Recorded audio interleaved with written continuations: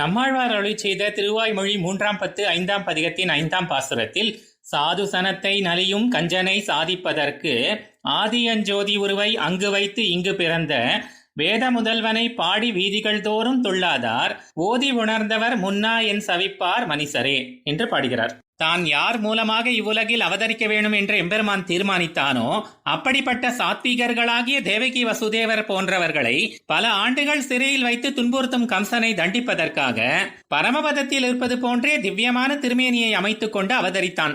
அவன் திருமேனியானது இவ்வுலகில் காணப்படுகிற காரிய வஸ்துக்களுக்கெல்லாம் ஊற்றாகவும் இவ்வுலகில் காணப்படாதபடி ஞான பல ஐஸ்வர்ய வீரிய சக்தி தேஜஸ் முதலான அனைத்து திருக்கல்யாண குணங்களும் சேர்ந்து ஆனதோ என்று வியக்கும்படி நித்தியமாய் உள்ளது.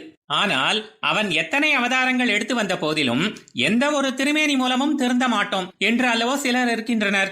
இப்படி வேதங்களால் மட்டுமே அறியத்தக்கவனான அந்த சர்வேஸ்வரனை எத்திரம், அதாவது அவன் பிறப்பு எப்படிப்பட்டது என்று மீண்டும் மீண்டும் அவன் மேன்மைகளை நினைத்து பாடியும் மிளகாழ்வானைப் போல அனைத்து வீதிகளிலும் சென்று ஆடியும் செய்யாதவர்கள் சாஸ்திரங்களை ஓதி நன்கறிந்த மகா ஞானிகள் முதலாக எப்படிப்பட்ட வித்வான்களாய் இருந்தாலும் கூட அப்படிப்பட்டவர்கள் உயிருடன் இருந்து வேதங்களை தங்கள் செவிகளால் மட்டும் கேட்கும்படி ஜபிப்பது எதற்காகவோ?